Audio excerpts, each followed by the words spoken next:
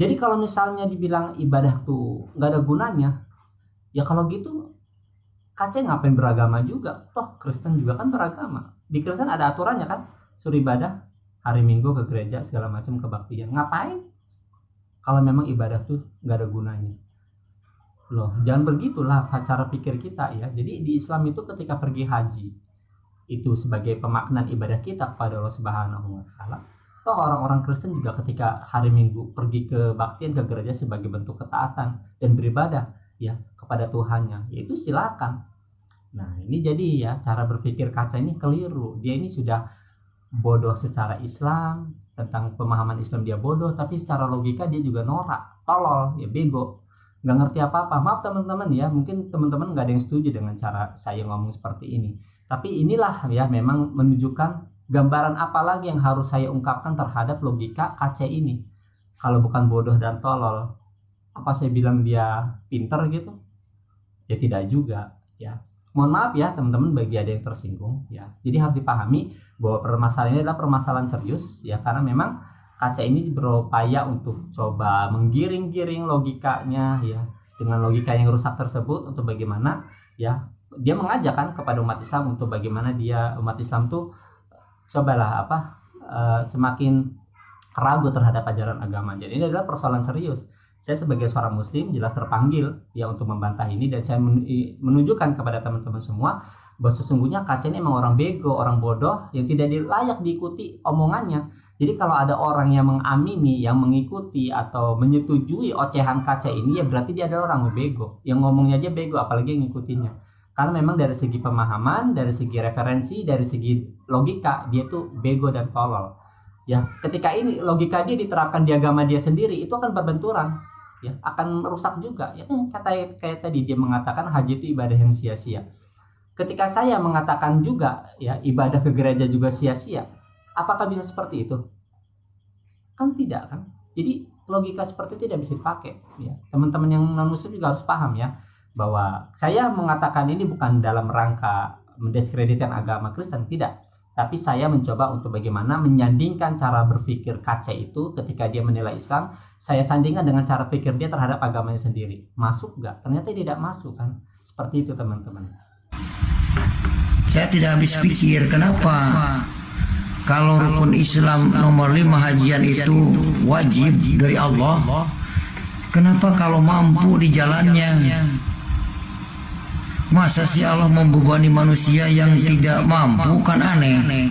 Tidak kasihan dong yang tidak mampu naik haji, dosanya tidak diampuni kalau memang naik haji itu menghapus dosa. Katanya Al-Quran berkata begini, la yukallifu nafsan illa wus'aha. Innallaha la yukallifu nafsan illa wus'aha. Sesungguhnya Allah itu tidak membebani seseorang kecuali sesuai kemampuannya. Sekarang rukun Islam, kalau tidak ya umat Islam tidak melakukan rukun Islam, maka tidak sempurna Islamnya. Yang paket 5 ini wajib hukumnya, syahadat, salat, zakat, puasa dan haji itu wajib hukumnya. Satu saja tidak dilakukan, gugur yang 4 karena satu paket. Itu. Ya lagi-lagi KC terus menerus mengulangi kedunguannya dan kebodohannya terhadap ajaran Islam. Dia bilang tadi, kasihan dong orang yang nggak mampu, nggak pergi haji, ya jadi nggak terampuni dosanya. Ini siapa bilang ya? Jadi ya KC. Jadi dalam Islam itu ya, saya jelasin nih. Dalam Islam itu masalah ibadah haji ini khusus Rasulullah SAW, dan bahkan Allah Subhanahu Wa Taala itu menerangkan man istata'a ilaihi sabila. Ini kata yang tidak bisa dilepaskan dari syarat ibadah haji. Man istata'a ya. Jadi barang siapa yang mampu, ya mensyaratkan yang mampu. Tadi sudah saya sampaikan ya sebelumnya juga, ya bahwa sesungguhnya ibadah haji ini itu harus dengan kemampuan finansial, kemampuan fisik, kemampuan keamanan dan segala macam. Jadi apabila ada di antara kaum muslimin yang tidak memiliki kemampuan ini, ya dia gugur kewajibannya, tidak berdosa. Yang berdosa adalah ketika orang itu dia mampu, ya, dia punya uang, dia punya kesehatan, dia punya kesempatan, dan dia juga dalam keadaan kondisi aman, lalu dia tidak mau pergi haji, maka ini yang terkena dosa. Adapun orang yang nggak punya duit, ya, orang yang mungkin fisiknya sudah tidak mampu untuk pergi perjalanan jauh dan melaksanakan ritual ibadah haji, maka dia terbebas dari kewajiban ibadah haji. Man istata'a, apabila ia mampu. Ingat ini kata-kata ini, ya. Jadi benar sebenarnya firman Allah Subhanahu wa taala dalam Quran surat Al-Baqarah tersebut, la yukallifullahu nafsan illa wus'aha. Allah itu tidak membebani seseorang itu melebihi dari kesanggupannya. Bukan hanya dalam aspek ibadah haji, bahkan dalam sholat pun, ya. Sebenarnya sholat itu kan syaratnya kita berdiri. Ya, kita berdiri, ya, kita melaksanakan rukun sholat, ya kan, kita berdiri menghadap kiblat, ya, kita baca Al-Fatihah dan segala macam, kita sujud, kita ruku, ya, sampai salam, ya. Namun ketika kita sakit, kan kita diberi keringanan oleh Allah Subhanahu wa taala. Boleh kita sholat sambil duduk. Kalau duduk pun kita tidak mampu, maka boleh kita sambil berbaring. Kalaupun berbaring kita masih belum mampu, maka kita dibolehkan untuk berisyarat. Begitupun ketika wudhu, ketika kita tidak menemukan air, sulit air, maka boleh kita tayamum. Ini adalah bentuk bagaimana syariat Islam itu tidak membebani umatnya. Apalagi ibadah haji, ya, tadi sudah saya sampaikan bahwa sesungguhnya ibadah haji tersebut man istata'a ilaihi sabila, bagi yang mampu. Kalau dia nggak mampu, dia terbebas dari kewajiban tersebut dan tidak berdosa. Seperti itu. Bagaimana cara menghapus dosa? Dalam Islam itu kan jelas, menghapus dosa itu dengan cara taubat. Adapun ibadah-ibadah yang lain itu adalah sebagai penunjang, ya, sebagai wasilah bagi kita untuk meraih ampunan Allah Subhanahu wa taala. Tapi bukan berarti ketika kita tidak pergi haji itu kita tidak diampuni dosanya. Diampuni kalau kita benar-benar mentauhidkan Allah Subhanahu wa taala, kita menjalankan syariat Islam yang Allah perintahkan kepada kita dengan sangat betul-betul kesungguhan, dan juga kita senantiasa bertobat kepada Allah Subhanahu wa taala, maka insya Allah dosa kita akan diampuni dan kita akan dimasukkan ke dalam surganya Allah Subhanahu wa taala. Tapi saya berpikir sampai sekarang, ternyata rukun Islam ini adalah saingan Pancasila. Pancasila ada 5. Ketuhanan yang Maha Esa, kemanusiaan yang adil dan beradab, 3 persatuan Indonesia, 4 kerakyatan yang dipimpin oleh hikmat kebijaksanaan dalam musyawaratan, setiap perwakilan, 5 keadilan sosial bagi seluruh rakyat Indonesia. Ya, ini komentar makin ngaco lagi, ya kan. Kaca ini sebenarnya tujuannya apa? Kita udah bisa tebak kan bahwa dia memang ingin mendiskreditkan Islam, ingin memojokkan Islam, ya. Dia bilang rukun Islam ini ingin menyaingi Pancasila. Kan ini ngaco. Padahal rukun Islam itu ada jauh lebih dulu, 1400 tahun yang lalu, ya, Rasulullah ajarkan terkait masalah rukun Islam ini. Sedangkan Pancasila kan ini, ya, baru-baru kemarin lah, ya, baru puluhan tahun, tidak selama adanya rukun Islam. Jadi ya kaca ini sebenarnya saya tahu pikirannya, dia ini ingin mencoba membentur-benturkan Islam dengan Pancasila, dan ya itulah cara norak ya sebenarnya. Saya nggak mau di video ini, mungkin kalau ingin membahas masalah Pancasila dan Islam harus dibuat video khusus ya teman-teman, karena memang kita harus belajar juga tentang akar sejarah kata Pancasila yang 5 itu, yang dicetuskan oleh tokoh-tokoh Islam itu seperti apa, ya kan, alasannya seperti apa, filosofi seperti apa, ya kan. Ini sebenarnya sudah banyak ya para ulama, para cendekiawan muslim yang sudah membahas masalah Pancasila dan Islam ini. Teman-teman bisa lihat di dalam bukunya, misalnya di karya dari Adin Husaini yang menulis tentang Pancasila bukan untuk menindas hak konstitusional umat Islam. Di situ ada ya dijelaskan tentang bagaimana masalah Pancasila ini dari segi latar belakang kemunculannya, ya, hingga akhirnya pada penafsiran-penafsiran yang berkembang. Itu memang Pancasila itu tidak bertentangan sebenarnya dengan Islam. Teman-teman nanti bisalah baca bukunya. Ya, dalam video ini saya tidak akan membahas ini secara khusus karena memang akan cukup panjang seperti itu. Saya hanya ingin mendakapi bahwa sesungguhnya kaca ini memiliki niat yang jahat untuk bagaimana dia mencoba ya seolah-olah ajaran Islam ini bertentangan dengan Pancasila, seolah-olah Islam ini bertentangan dengan keindonesiaan.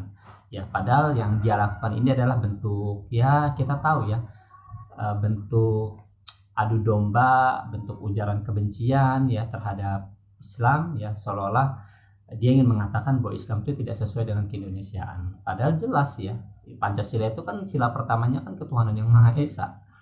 Satu-satunya agama yang memiliki konsep ketuhanan yang Maha Esa itu hanya Islam. Qul huwallahu ahad. Katakanlah Allah itu esa, cuma ada di Islam, ya. Dan ya teman-teman yang dirahmati Allah Subhanahu wa taala, sebenarnya cara-cara seperti ini sudah norak gitu ya.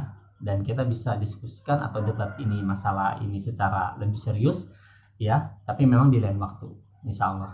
Seperti itu. Ini yang disebut kitab fikih nih. Makanya saya kepada Pak Jokowi, Bapak Presiden Joko Widodo yang pernah masuk ke Ka'bah, masuk ke Masjid Nabawi, ke kuburan Nabi Muhammad, tahu di dalamnya, tolong Pak Jokowi, rakyat Indonesia ini jangan dijadikan objekan devisa negara Arab. Memang sih hajian itu ibadah ke sana, memberi makan orang Arab. Sebab kalau tidak ada yang hajian ke Mekah, miskin tuh negara Arab, padang pasir. Ya, inilah bentuk sentimen KC ya terhadap syariat Islam terutama ibadah haji. Jadi dia udah melebar kemana-mana tuh, pikirannya udah duit aja kan. Jadi dibilang Arab Saudi itu ya bisa kaya karena orang pergi haji. Padahal sudah saya sampaikan tadi ya, Arab Saudi itu ya negara-negara Arab yang banyak juga ya tidak ada ibadah haji di sana seperti Qatar dan lainnya, itu tetap kaya karena memang memiliki kekayaan yang luar biasa, yaitu minyak. Nah, jadi ya sebelum KC itu ngoceh tentang masalah pendapatan ya Arab Saudi mengenai kekayaan negerinya, apakah itu bersumber dari ibadah haji ya yang dibilang tuduhan itu atau dari kekayaan alamnya, cobalah dicek ya, pangeran-pangeran Arab di sana tuh kaya karena haji atau karena minyaknya ya. Sekarang gini ada cek ya, Indonesia kan negaranya kaya tuh ya kan, banyak kan harta melimpah, kekayaan alam melimpah kan, minyaknya, gasnya, emasnya. Banyak gak sih di sini orang miskin cek? Banyak ya. Ya maksud saya gini cek, jadi nggak usah lah ya mikir-mikirin Arab Saudi itu kaya dari mana. Toh di negerimu sendiri ini ya, Indonesia ya, termasuk negeri saya ini kan kemiskinan masih banyak nih ya. Jadi gimana dong solusinya gitu kan? Kok kita kekayaan alam melimpah tapi tetap miskin, sedangkan di Arab Saudi yang ente tuduh itu padang pasir gurun itu kok bisa kaya? Kenapa tuh cek? Kalau misalnya Anda bilang karena ibadah haji, ibadah haji itu cuma setahun sekali cek ya, gak cukup itu duitnya. Arab Saudi itu berapa juta penduduknya ya. Jadi maksud saya gini, untuk menilai apakah Saudi itu kaya atau tidak, apakah dari visa haji atau dari kekayaan alamnya, ya KC itu harus secara ilmiah ya, secara objektif harus meriset ya, sebenarnya tuh sumber kekayaan utama Arab Saudi itu dari mana, apakah dari haji umroh atau dari kekayaan alam minyaknya. Itu yang lebih rasional, itu yang lebih ilmiah ya, bukan karena kedengkian.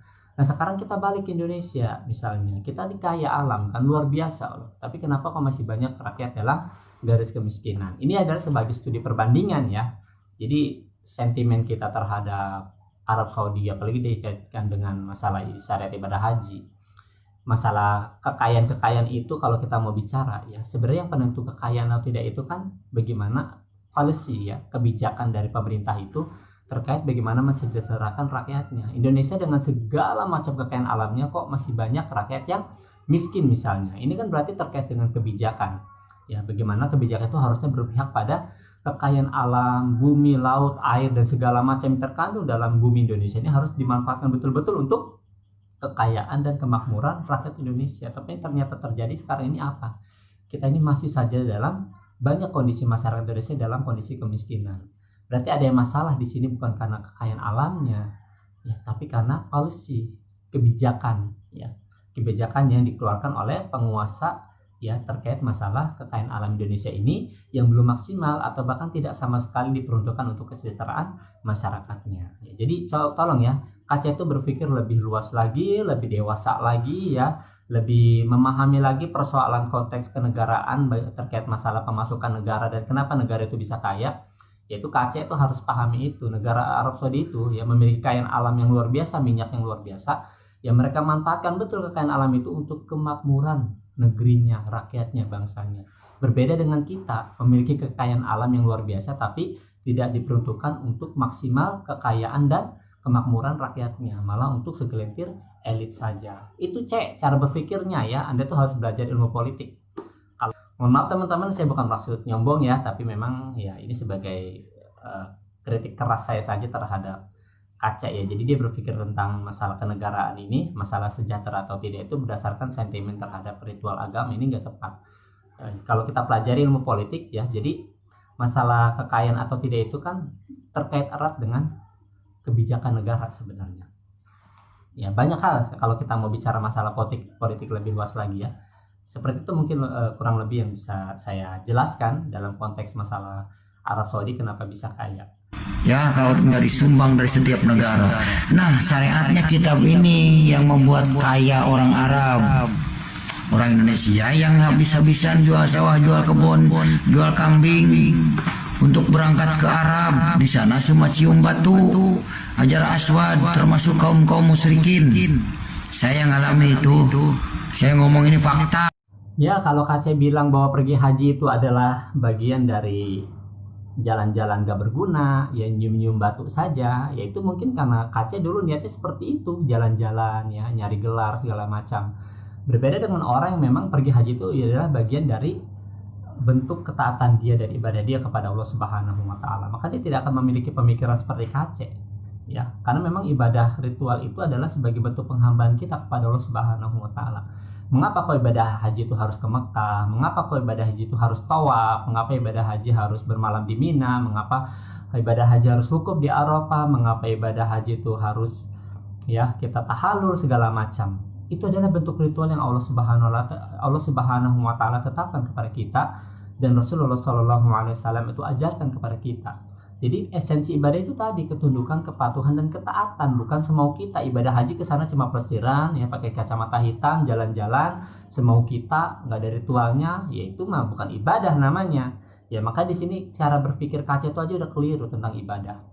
Jadi ya dari awal sudah saya sampaikan bahwa memang ini orang nih terlalu dungu dan bego gitu ya dalam memahami tentang ajaran Islam dan memahami tentang syariat Islam. Ya ibadah itu di pikiran dia hanyalah semaunya, tidak usah itu yang namanya nyium Hajar Aswad, ya terus capek-capek ya mengitari Safa dan Marwah segala macam. Ini kan keliru berpikir seperti ini ya.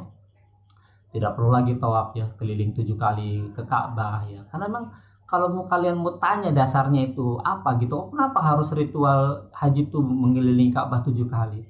Karena itulah yang Allah tetapkan kepada kita, itulah yang Rasulullah Shallallahu alaihi wasallam tunjukkan kepada kita, contohkan kepada kita. Jadi esensi ibadah itu taat, bukannya semau kita. Kalau ibadah itu semau kita, itu bukan ibadah namanya. Ya, jadi variasi ya istilahnya tuh semau gue gitu. Nah, itu ya mungkin kaca di agamanya seperti itu, silakan saja. Ya, makanya saya bilang tadi di awal ya kan.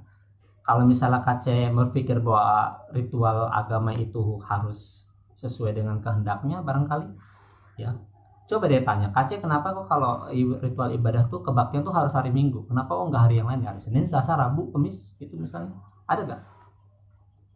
Nggak ada kan? Kenapa harus Minggu gitu? Kenapa harus Minggu? Apakah Minggu itu ditetapkan oleh Yesus? Enggak juga kan? Apakah Minggu itu ditetapkan oleh siapa jadinya? Coba cari sejarahnya ya. Dan itu sudah dijelaskan oleh Ustadz Insan Elias Mokoginta di dalam bukunya ya Mustahil Kristen Bisa Menjawab. Ya, kasihan. Makanya saya sampaikan sekarang kebenaran ada di dalam Taurat dan Injil.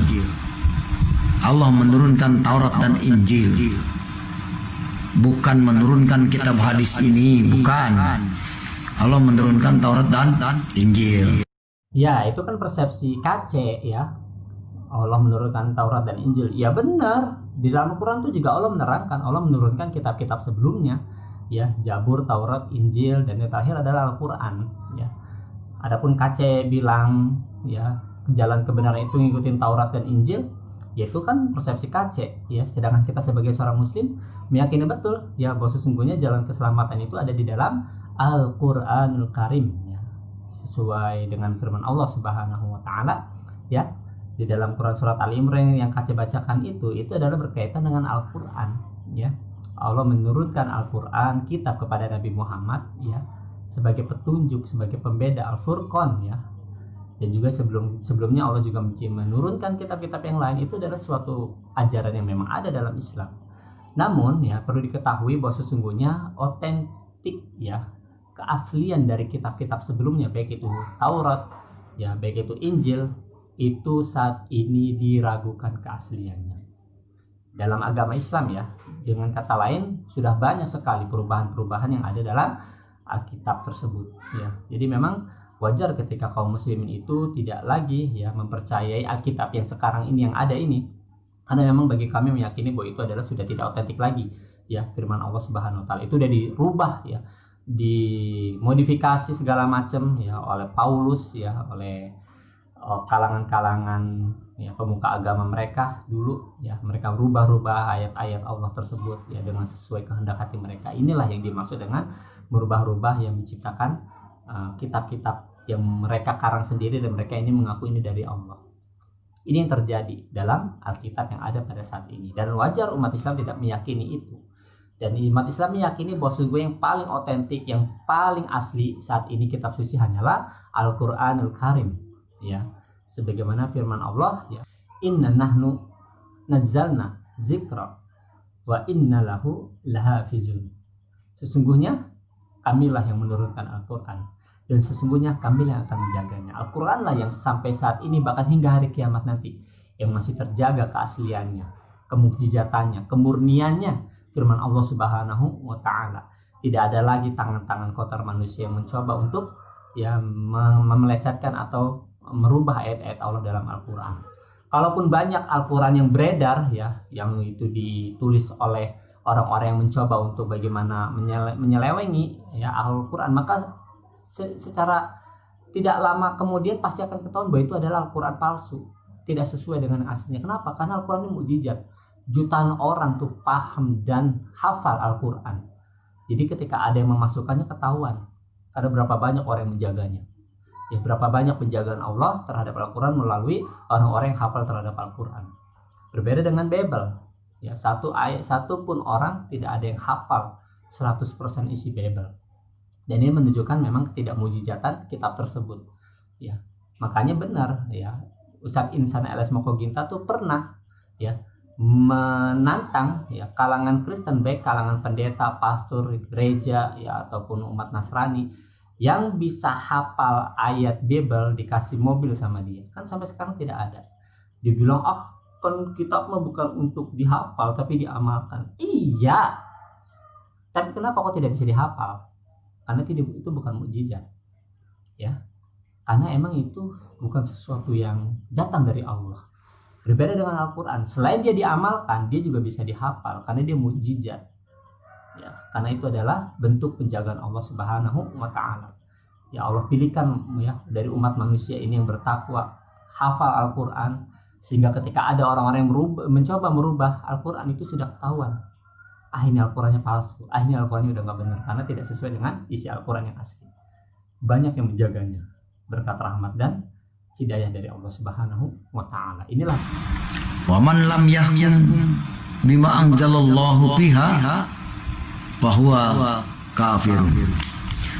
Barang siapa yang tidak memutuskan atau melakukan apa yang diturunkan Allah di dalamnya, yaitu dalam Taurat dan Injil, bahwa kafir mereka itu dah kafir. Nah, yang kafir itu yang mengikuti kitab ini, saudara.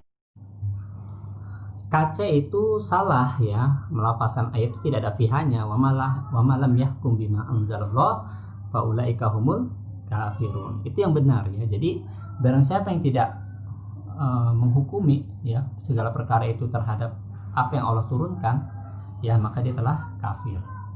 Jadi ya dalam konteks ini KC ingin menegaskan ya bahwa sesungguhnya ketika seseorang itu menghukumi perkara bukan dari Taurat dan Injil, maka dia telah kafir karena dia telah menghukumi berdasarkan kitab Safinatun Najah. Nah, ini adalah keliru. Ya, oke lah, kita ambil kesimpulan dulu ya dari KC itu tentang bagaimana menghukumi segala sesuatu berdasarkan Taurat dan Injil. Pertanyaannya kita balik. Kalau memang kita harus menghukumi berdasarkan Alkitab, ya, Taurat dan Injil, sekarang KC saya tanya, dari mana Anda menghukumi Yesus itu sebagai Tuhan? Apakah ada dalam Taurat dan Injil? Apakah ada dalam Injil yang menyatakan betul ya secara otentik ya tanpa tersirat bahwa Yesus mengaku dirinya Tuhan dan menyuruh umat manusia menyembah Yesus sebagai Tuhan? Ada gak? Oke, kita balikin dulu nih logikanya KC ya, karena dia berdalil dengan ayat tersebut kan, agar barang siapa yang tidak berhukum kepada hukum Allah maka dia termasuk orang kafir, dan dibilang berhukum itu dalam artian berhukum kepada Taurat dan Injil. Oke, kita pakai Alkitab dulu ya, Taurat dan Injil. Dalam satu hal dulu, perkara yang paling esensi dalam beragama itu ketauhidan, ketuhanan. Coba tunjukkan kepada saya hukum ya di dalam Al-Qur'an, di dalam Taurat dan Injil yang menerangkan, menyatakan bahwa Yesus adalah Tuhan.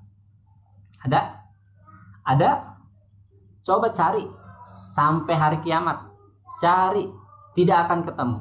Dengan kata lain, sebenarnya apa yang KC lakukan itu sudah menyalahi dari hukum Taurat dan Injil, yaitu dia menghukumi Yesus sebagai Tuhan tidaklah berdasarkan isi dari Alkitab, yaitu Taurat dan Injil. Karena Taurat dan Injil tidak mengisyaratkan Yesus sebagai Tuhan yang harus disembah, tapi yang ada justru di banyak ayatnya di dalam Alkitab diterangkan bahwa Yesus itu hanyalah seorang nabi, hanyalah sebagai utusan Allah, dan dia memerintahkan manusia untuk menyembah Allah yang esa, Allah yang satu. Tidak mengatakan menyembah dirinya, tidak menyatakan bahwa dirinya adalah Tuhan. Ya, ini hanyalah logika-logika yang terus dibolak-balik saja oleh orang-orang Kristen untuk bagaimana Yesus sebagai Tuhan. Dan bagaimana sebenarnya dia mengatakan Yesus itu sebagai Tuhan? Satu-satunya dalil yang diungkapkan adalah dalam kalimat yang berikut ini. Ya, kita akan lihat nanti dia mengatakan bahwa dalam Yohanes pasal 14 ayat 6 di situ menerangkan, kata dia, Yesus itu jalan keselamatan dan Yesus adalah Tuhan. Ini adalah sebuah kekeliruan, teman-teman. Ini adalah sebuah konklusi pikiran yang ngaco, ya. Oke, kita dengarkan dulu dari KC seperti apa. Ya, haji tidak bisa menyelamatkan. Yang bisa menyelamatkan adalah Tuhan Yesus. Amin, saudara. Yang bisa menyelamatkan adalah hanya Yesus. Yohanes 14 ayat 6, akulah jalan, kebenaran dan hidup. Tidak ada seorang pun yang datang kepada Bapa kalau tidak melalui aku, kata Tuhan Yesus. Oke, teman-teman, kita sudah dengarkan. Jadi argumentasi KC, ya, ini juga yang kemarin sempat disinggung oleh Juli Caniago, bahwa kebanyakan mereka itu cuma menggadang-gadang atau istilahnya memanfaatkan betul ya Yohanes pasal 14 ayat 6 ini sebagai ayat yang katanya menunjukkan keilahian dari Yesus atau ketuhanan dari Yesus. Jadi ayat-ayat ini yang selalu diulang-ulang ya, argumentasi norak yang sebenarnya saya sudah bahas ini ya, masalah Yohanes 14 ayat 6 ini yang sebenarnya tidak sama sekali menunjukkan ketuhanan Yesus. Teman-teman bisa lihat ya di dalam video saya yang ini yang membahas tentang Judi Sanioge, penjelasan saya berkenaan dengan Yohanes pasal 14 ayat 6 tersebut. Ya, jadi apa kesimpulannya, teman-teman? Kesimpulannya lagi-lagi kita dipertontonkan oleh kedunguan orang-orang yang memang ngebet banget gitu ya, pengen viral dengan cara menyerang atau mendiskreditkan Islam dengan modal seadanya. Ya, modal pengakuan sebagai murtadin ya, sebagai dulu mantan Islam segala macam, itu mungkin sebagai modal yang cukup seksi, apalagi bagi kalangan non muslim ya, khususnya teman-teman Kristen, seolah-olah ketika ada orang yang murtad itu udah sebagai standar, wow ini loh bener loh dia pernah Islam ya, terus dia jelasin kejelekan Islam, ini benar-benar top gitu. Tapi sebenarnya bagi kita sebagai seorang muslim ya, ketika dihadapkan pada tontonan-tontonan orang-orang bego seperti ini, ya justru semakin yakin kepada keimanan kita sendiri bahwa sesungguhnya mereka yang telah meninggalkan agama Islam, mereka adalah benar-benar orang yang bodoh terhadap Islam itu sendiri, dan mereka sangatlah rugi ya, karena sesungguhnya ya entah apapun motifnya, yang jelas ya kita sebagai seorang muslim sangat meyakini betul bahwa sesungguhnya hanya Islamlah sebagai satu-satunya agama dan jalan keselamatan kita baik di dunia maupun di akhirat. Sampai kapanpun Islam harus kita pegang teguh ya. Allah berfirman, wala tamutunna illa wa antum muslimun, dan janganlah kalian mati kecuali dalam keadaan muslim ya. Orang yang telah menjual agamanya hanya untuk kesenangan dunia ya, hanya untuk bagaimana ia mendapatkan jodoh seperti dan lain sebagainya, itu adalah orang-orang yang merugi ya. Ya kita berharap ya tontonan-tontonan orang-orang yang murtad itu semakin menjadi pelajaran bagi kita bahwa sesungguhnya memang hidayah itu harus benar-benar diperjuangkan, teman-teman. Diperjuangkan dengan apa? Dengan ilmu terutama. Kita harus benar-benar sebagai seorang muslim nih termotivasi dong kita untuk terus belajar tentang Islam. Bagaimana sih Islam ini ya? Benar gak sih ajarannya seperti apa sih yang Allah tuntun, yang Allah inginkan ke kita tuh apa gitu? Allah tuh pengen saya itu seperti apa sih sebagai makhluknya, sebagai hambanya tuh. Nah kita belajar termotivasi agar ketika ada fenomena beberapa orang yang mencoba untuk menyerang dan mendiskreditkan atau menjelek-jelekan ajaran Islam, toh kita sudah mempunyai bekal untuk bagaimana menilai dan menimbang perilaku tersebut. Baik teman-teman ya, apapun yang orang-orang kafir, orang-orang munafik lontarkan terhadap Islam, hendaklah kita semakin senantiasa terus ya berpegang teguh terhadap agama Islam, dan semoga kita semua mati ke dalam keadaan muslim dan keadaan husnul khotimah kepada Allah Subhanahu wa taala. Amin ya rabbal alamin.